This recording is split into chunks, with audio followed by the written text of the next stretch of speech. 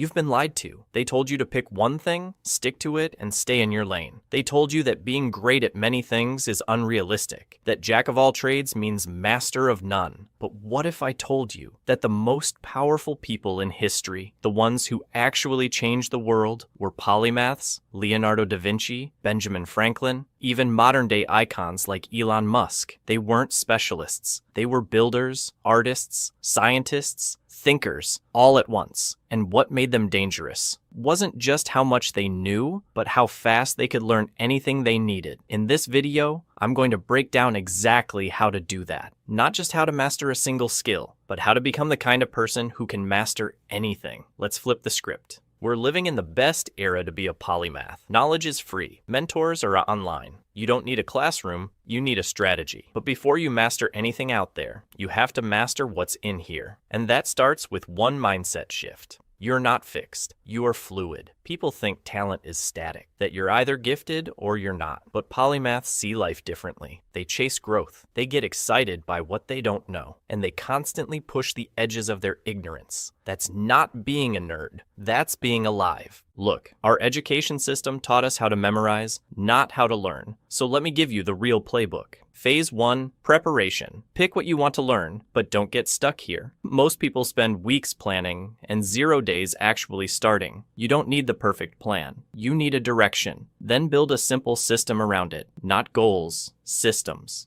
Because you don't rise to the level of your goals. You fall to the level of your habits. Phase 2, learning. At first, you'll only memorize. That's fine. Then, you'll start explaining ideas in your own words. That's when you level up. Eventually, you'll apply them, teach them, combine them. That's where mastery begins. But here's the catch. Mastery doesn't feel like a constant climb. It looks like this. Up plateau, up plateau, up plateau. You'll feel stuck, bored, like nothing's happening. And that's where most people give up. They become dabblers, obsessives, or hackers. But not you. You're gonna stay in the game long enough to break through, because that's what polymaths do. Here's what they don't tell you about mastery. You don't need to be the best. You need to stay consistent long enough for compound growth to kick in. That's it. And that means locking in, no distractions, no just 5 minutes of scrolling. Because every time you give in, you train your brain to crave dopamine over discipline. So here's what you do. Turn off your phone, work in blocks, go deep, get into flow. Protect your focus like your future depends on it, because it does. Now let's talk about the most underrated part of being a polymath, health. Your brain can't run if your body's broken. Sleep, movement, nutrition. These aren't extras, they're the foundation. You want elite focus? Start by not feeling like garbage every day. And when in doubt, go for a walk, drink water, and do the work anyway. But here's the final unlock. Community. Learning alone works, but learning with others? That's jet fuel. Share what you're learning. Build a personal brand. Teach. Post your progress. Not for clout, but for clarity. Because when you explain something, you learn it twice. Let me leave you with this. The future doesn't belong to the smartest person in the room. It belongs to the person who can learn the fastest. If you master learning, you can master anything. And once you do that, you don't just survive the world, you reshape it.